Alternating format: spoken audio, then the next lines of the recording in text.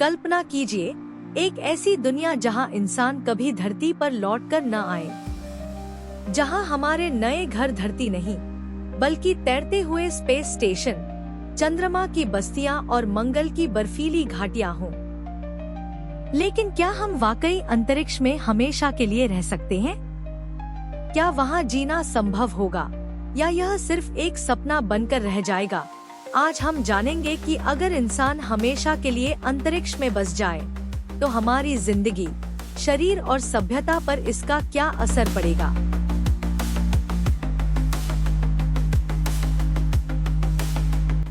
क्यों छोड़ेंगे हम धरती? धरती पर बढ़ती जनसंख्या, प्राकृतिक संसाधनों की कमी और जलवायु परिवर्तन जैसी समस्याएं हमें किसी और जगह बसने के लिए मजबूर कर सकती हैं। इसके अलावा वैज्ञानिक हमेशा से अंतरिक्ष में जीवन की संभावनाएं खोजने में लगे हैं। मंगल, चंद्रमा और अंतरिक्ष स्टेशन भविष्य में हमारे नए घर बन सकते हैं। धरती हमारी जन्मभूमि है, लेकिन क्या यह हमेशा के लिए हमारा घर बनी रह सकती है? कुछ कारण ऐसे हैं जो इंसान को मजबूर कर सकते हैं कि वह धरती छोड़कर अंतरिक्ष में बसने के बारे में सोचे। बढ़ती जनसंख्या और संसाधनों की कमी। धरती पर जनसंख्या लगातार बढ़ रही है, जिससे भोजन, पानी, ऊर्जा और रहने की जगह जैसी जरूरी चीजों की मांग भी बढ़ती जा रही है। अगर यही रफ्तार जारी रही तो भविष्य में धरती पर उपलब्ध संसाधन हमारी जरूरतों को पूरा करने के लिए काफी नहीं होंगे। जलवायु परिवर्तन और पर्यावरण संकट। ग्लोबल वार्मिंग, वनों की कटाई, प्रदूषण और प्राकृतिक आपदाएं हमारी धरती को धीरे धीरे रहने लायक जगह से खतरे की ओर धकेल रही हैं। बढ़ता तापमान और समुद्र के जल स्तर में वृद्धि हमारे कई शहरों को डुबो सकती है। ऐसे में अगर हमें अपनी सभ्यता को बचाना है तो हमें नए स्थानों की तलाश करनी होगी। खगोलीय खतरे, क्षुद्रग्रह टकराव और सौर तूफान। धरती पर अतीत में कई बार विशाल क्षुद्रग्रहों, एस्टेरॉइड्स की टक्कर हुई है, जिससे बड़े पैमाने पर जीवन नष्ट हुआ। अगर भविष्य में कोई बड़ा क्षुद्रग्रह धरती से टकरा गया तो यह पूरी मानव जाति के लिए खतरा बन सकता है। इसके अलावा सौर तूफान, सोलर स्टॉर्म्स भी धरती की इलेक्ट्रॉनिक प्रणाली को गंभीर रूप से प्रभावित कर सकते हैं। अंतरिक्ष में जीवन की खोज और विस्तार की संभावना। मनुष्य हमेशा से जिज्ञासु रहा है और नई जगहों को खोजने की कोशिश करता रहा है। अगर हम अंतरिक्ष में बसने में कामयाब हो जाते हैं तो यह हमारे विज्ञान और तकनीक का एक ऐतिहासिक कदम होगा। मंगल, चंद्रमा और अन्य ग्रहों पर जीवन की संभावना की खोज हमें नए आवास विकसित करने की प्रेरणा दे सकती है। भविष्य की पीढ़ियों के लिए सुरक्षित ठिकाना। अगर हम केवल एक ग्रह पर निर्भर रहेंगे तो किसी भी बड़ी आपदा के कारण हमारी पूरी सभ्यता नष्ट हो सकती है। इसलिए हमें बहुग्रह सभ्यता, मल्टी प्लैनेटरी सिविलाइजेशन बनकर अपनी अस्तित्व की गारंटी सुनिश्चित करनी होगी। यह सवाल अभी पूरी तरह से अनसुलझा है, लेकिन अगर हम अपनी टेक्नोलॉजी को इतना विकसित कर पाएं कि हम अंतरिक्ष में सुरक्षित और स्थायी जीवन बिता सकें, तो यह इंसानियत के लिए एक नया अध्याय होगा। अंतरिक्ष में जीवन कैसा होगा? कम ग्रेविटी का असर। धरती से बाहर लंबे समय तक रहने से हमारी हड्डियां कमजोर हो सकती हैं और मांसपेशियां सिकुड़ सकती हैं। इस समस्या को हल करने के लिए हमें कृत्रिम गुरुत्वाकर्षण बनाने वाली तकनीक विकसित करनी होगी। भोजन और पानी पृथ्वी से लाने की बजाय हमें अपने खाने और पानी को अंतरिक्ष में ही उगाने और रिसाइकिल करने की तकनीक पर निर्भर रहना होगा। सौर विकिरण और सुरक्षा। धरती का वायुमंडल हमें खतरनाक विकिरणों से बचाता है, लेकिन अंतरिक्ष में इसके लिए विशेष ढालों और सुरक्षात्मक आवासों की जरूरत होगी। मानसिक और सामाजिक प्रभाव। अंतरिक्ष में लंबे समय तक रहने से अकेलापन, तनाव और सामाजिक संबंधों की चुनौतियां पैदा हो सकती हैं। हमें नई जीवन शैली और मनोरंजन के साधन विकसित करने होंगे। अंतरिक्ष में जीवन कैसा होगा? अगर इंसान हमेशा के लिए अंतरिक्ष में रहने लगे तो हमारी जिंदगी धरती से बहुत अलग होगी। वहाँ के माहौल में जीने के लिए हमें कई बड़ी चुनौतियों का सामना करना पड़ेगा और नई तकनीकों को अपनाना होगा। आइए जानते हैं कि अंतरिक्ष में जीवन कैसा होगा। कम गुरुत्वाकर्षण, लो ग्रेविटी का असर। धरती पर हमारा शरीर गुरुत्वाकर्षण के कारण काम करता है, लेकिन अंतरिक्ष में यह काफी कमजोर हो जाता है। वहाँ लंबे समय तक रहने से हड्डियां कमजोर हो सकती हैं और उनमें कैल्शियम की कमी हो सकती है। मांसपेशियां सिकुड़ सकती हैं क्योंकि वहाँ भारी चीजें उठाने की जरूरत नहीं होती। खून का प्रवाह ऊपर की ओर जाने लगता है, जिससे चेहरे की बनावट बदल सकती है। इस समस्या का हल निकालने के लिए हमें कृत्रिम गुरुत्वाकर्षण, आर्टिफिशियल ग्रेविटी बनाने की तकनीक विकसित करनी होगी, जैसे घूमने वाले अंतरिक्ष स्टेशन। भोजन और पानी की व्यवस्था।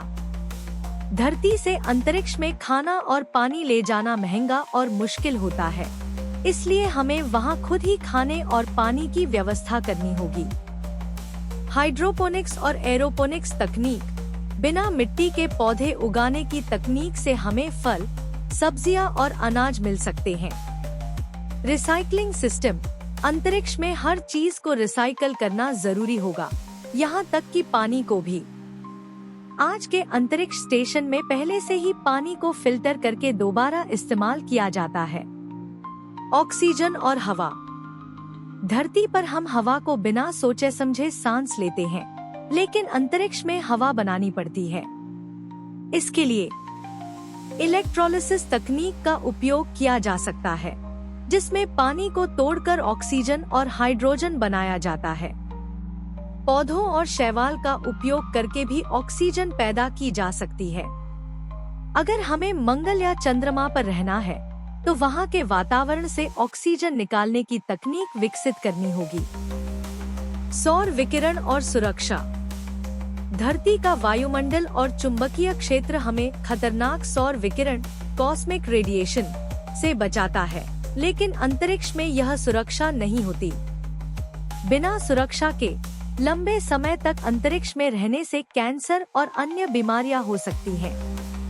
इसके लिए हमें मजबूत सुरक्षा ढाल बनानी होगी, जो विकिरण को रोक सके। अंतरिक्ष कॉलोनियों को चंद्रमा या मंगल की सतह के नीचे बनाया जा सकता है, ताकि वहां की मिट्टी विकिरण से बचा सके। मानसिक और सामाजिक जीवन। अंतरिक्ष में रहना सिर्फ शारीरिक रूप से ही नहीं, बल्कि मानसिक रूप से भी चुनौतीपूर्ण होगा। वहाँ सीमित जगह और बहुत कम लोग होंगे, जिससे अकेलापन और तनाव बढ़ सकता है। इंसानों को मनोरंजन और सामाजिक संपर्क की जरूरत होती है, इसलिए वर्चुअल रियलिटी, गेम्स और डिजिटल कम्युनिकेशन का बड़ा रोल होगा। नई सामाजिक व्यवस्थाएं बनानी होंगी ताकि लोग मिलजुल कर रह सकें और समाज को अच्छे से चला सकें। क्या हम अंतरिक्ष में जी सकते हैं? अगर हम सही तकनीकें विकसित कर सकें, तो अंतरिक्ष में रहना संभव हो सकता है, लेकिन यह इतना आसान नहीं होगा। हमें गुरुत्वाकर्षण, भोजन, पानी, हवा और विकिरण से बचने के उपाय खोजने होंगे। अगर हम यह सब कर पाए, तो इंसान पहली बार अंतरिक्ष में स्थायी रूप से बसने वाला जीव बन सकता है। क्या हम नए ग्रहों पर कॉलोनियां बसा सकते हैं? मंगल। यहाँ पतला वातावरण और ठंडा मौसम है, लेकिन अगर हम इसे रहने लायक बना सकें, तो यह इंसानों का नया घर हो सकता है। चंद्रमा। यहाँ रहना आसान होगा क्योंकि यह नजदीक है, लेकिन वहाँ पानी और हवा की कमी है। अंतरिक्ष स्टेशन। हमें विशाल अंतरिक्ष शहर बनाने होंगे, जो धरती से ऊर्जा और संसाधन प्राप्त कर सके। क्या हम नए ग्रहों पर कॉलोनियां बसा सकते हैं?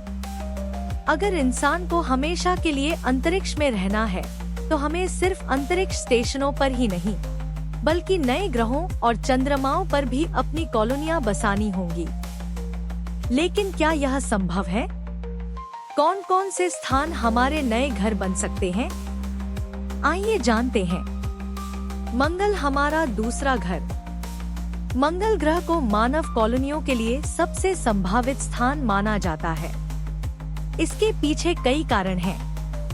यह हमारी धरती के सबसे करीब है और वहाँ एक दिन लगभग 24.6 घंटे का होता है, जो धरती के समान है। वहाँ बर्फ के रूप में पानी मौजूद है, जिसे पीने और ऑक्सीजन बनाने के लिए इस्तेमाल किया जा सकता है। वहाँ मौजूद कार्बन डाइऑक्साइड से हम ऑक्सीजन बना सकते हैं। लेकिन कुछ चुनौतियाँ भी हैं। मंगल का वातावरण बहुत पतला और जहरीला है, जिसमें ज्यादातर कार्बन डाइऑक्साइड है। वहाँ का तापमान बहुत ठंडा होता है, जो औसतन 0 से 60 डिग्री नीचे रहता है। सौर विकिरण और धूल भरी आंधियां मानव जीवन के लिए खतरा बन सकती हैं। चंद्रमा नजदीकी विकल्प। चंद्रमा हमारे ग्रह के सबसे करीब है, इसलिए यह भी एक अच्छा विकल्प हो सकता है। यहाँ कॉलोनियां बनाने के फायदे और नुकसान कुछ इस प्रकार हैं। यह धरती के सबसे पास है, जिससे यहाँ रहना और सप्लाई भेजना आसान होगा। चंद्रमा की सतह पर पानी की बर्फ मिली है, जिससे ईंधन और पानी बनाया जा सकता है। यहाँ से अंतरिक्ष में आगे जाने के लिए एक लॉन्च पैड बनाया जा सकता है। लेकिन कुछ समस्याएं भी हैं।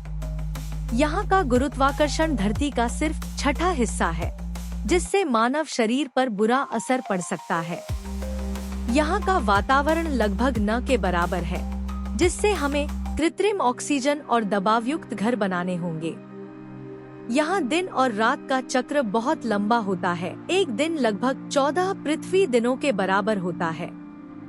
यूरोपा और टाइटन बर्फीले चंद्रमा। यूरोपा बृहस्पति का चंद्रमा और टाइटन शनि का चंद्रमा भी भविष्य में इंसानी बस्तियों के लिए उपयुक्त हो सकते हैं। यूरोपा, इसकी बर्फीली सतह के नीचे एक विशाल महासागर मौजूद है, जहां जीवन की संभावना हो सकती है। यहां ऊर्जा पैदा करने के लिए ज्वालामुखीय गतिविधियों का उपयोग किया जा सकता है। लेकिन इसकी चुनौतियां भी हैं। सतह बहुत ठंडी है और वहां घातक विकिरण का स्तर बहुत अधिक है। यहाँ का वातावरण बहुत पतला है, इसलिए हमें पूरी तरह से सील किए हुए आवास बनाने होंगे। टाइटन यह हमारे सौरमंडल का एकमात्र चंद्रमा है जिसके पास घना वातावरण है। यहाँ बड़ी मात्रा में मीथेन और अन्य गैसें मौजूद हैं, जिनका उपयोग ईंधन के रूप में किया जा सकता है। यहाँ पर तरल झीलें और नदियाँ हैं, हालांकि ये पानी की जगह मीथेन और एथेन से बनी हैं। लेकिन टाइटन पर बसने की समस्याएं भी हैं। टाइटन का तापमान बहुत ठंडा रहता है, जो 0 से 180 डिग्री नीचे होता है। इसकी हवा में ऑक्सीजन नहीं है, इसलिए हमें खुद ऑक्सीजन पैदा करनी होगी। अंतरिक्ष में तैरते शहर स्पेस कॉलोनी। अगर ग्रहों और चंद्रमाओं पर बसना मुश्किल हुआ, तो इंसान स्पेस कॉलोनियां बना सकता है। विशाल अंतरिक्ष स्टेशन बनाए जा सकते हैं, जो कृत्रिम गुरुत्वाकर्षण और सभी जरूरी संसाधनों से लैस होंगे।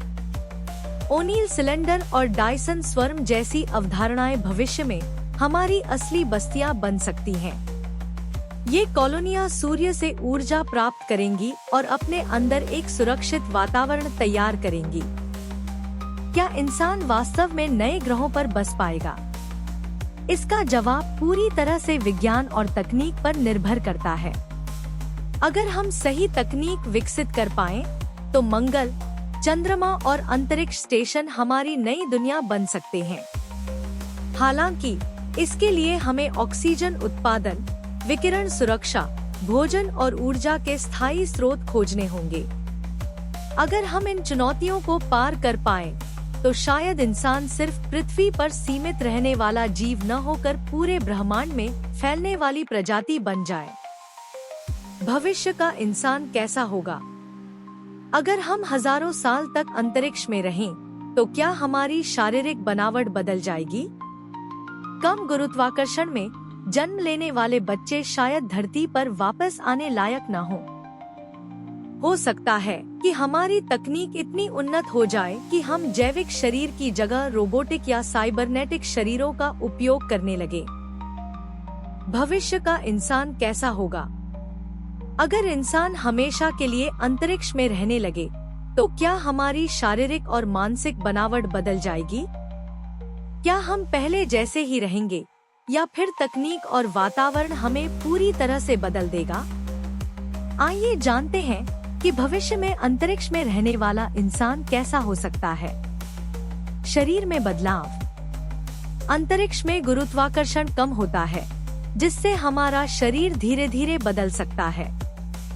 हड्डियां और मांसपेशियां। कम गुरुत्वाकर्षण के कारण हमारी हड्डियां पतली और कमजोर हो सकती हैं। मांसपेशियां सिकुड़ सकती हैं, जिससे हमारी शारीरिक ताकत कम हो सकती है। शरीर की ऊंचाई। वैज्ञानिकों ने पाया है कि अंतरिक्ष में लोग कुछ इंच लंबे हो जाते हैं, क्योंकि वहां रीढ़ की हड्डी फैल जाती है। अगर इंसान हजारों साल तक अंतरिक्ष में रहे, तो हमारी लंबाई स्थायी रूप से बढ़ सकती है। हृदय और रक्त प्रवाह। गुरुत्वाकर्षण की कमी के कारण हृदय को खून पंप करने में कम मेहनत करनी पड़ती है, जिससे यह छोटा और कमजोर हो सकता है। आँखों और दिमाग पर असर। अंतरिक्ष यात्रियों को अब तक यह समस्या हो चुकी है कि उनकी आँखों की रोशनी धीरे धीरे कम हो जाती है। अगर हम लंबे समय तक अंतरिक्ष में रहे, तो हमारी आँखें पूरी तरह बदल सकती हैं। आनुवंशिक बदलाव और अनुकूलन। अगर इंसान हजारों सालों तक अंतरिक्ष में रहा, तो हमारी जैविक संरचना धीरे धीरे बदल सकती है। कम गुरुत्वाकर्षण के लिए नई हड्डियों का विकास। संभव है कि हमारे शरीर में नई तरह की हड्डियां विकसित हों, जो कम गुरुत्वाकर्षण में भी मजबूत बनी रहें। विकिरण से सुरक्षा। अंतरिक्ष में खतरनाक सौर विकिरण से बचने के लिए इंसान की त्वचा मोटी हो सकती है, या फिर शरीर में नए प्रकार के डीएनए मरम्मत तंत्र विकसित हो सकते हैं। नए वातावरण के अनुसार शरीर का रंग। मंगल जैसे ग्रहों पर रहने वाले इंसानों की त्वचा का रंग धीरे धीरे बदल सकता है, जिससे वे ज्यादा विकिरण सहन कर सकें। कृत्रिम अंग और साइबरनेटिक्स। तकनीक के विकास के साथ इंसान जैविक शरीर की सीमाओं को पार कर सकता है। बायोनिक अंग। कमजोर हो चुकी मांसपेशियों और हड्डियों को सुधारने के लिए इंसान कृत्रिम अंगों का उपयोग कर सकता है। Nano technology. शरीर के अंदर छोटे छोटे रोबोट डाले जा सकते हैं, जो बीमारियों को रोकने और शरीर को ठीक करने का काम कर सकते हैं। मस्तिष्क और कंप्यूटर का मेल।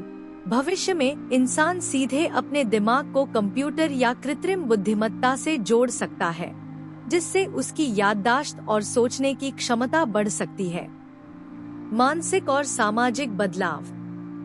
अंतरिक्ष में जीवन सिर्फ शारीरिक रूप से ही नहीं, बल्कि मानसिक रूप से भी बहुत अलग होगा।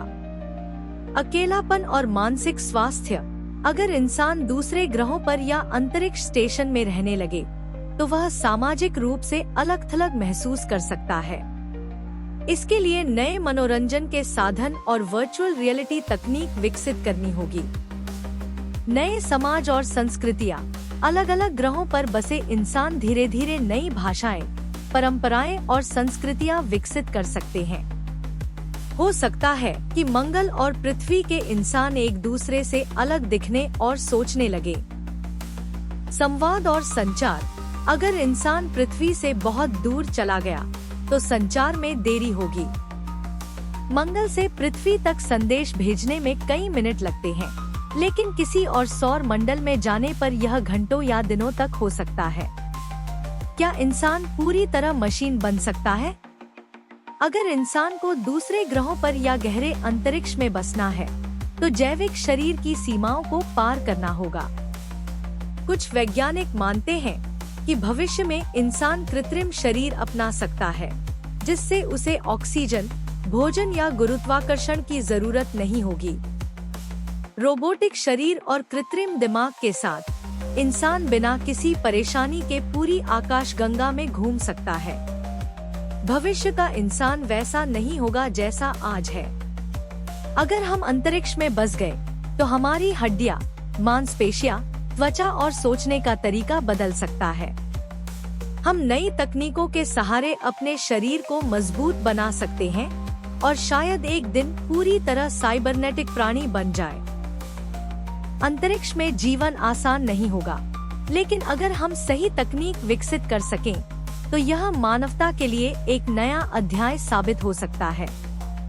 क्या आप अंतरिक्ष में हमेशा के लिए रहना चाहेंगे? कमेंट में हमें अपनी राय जरूर बताइए और अगर यह वीडियो पसंद आया हो तो लाइक और सब्सक्राइब करना न भूलें।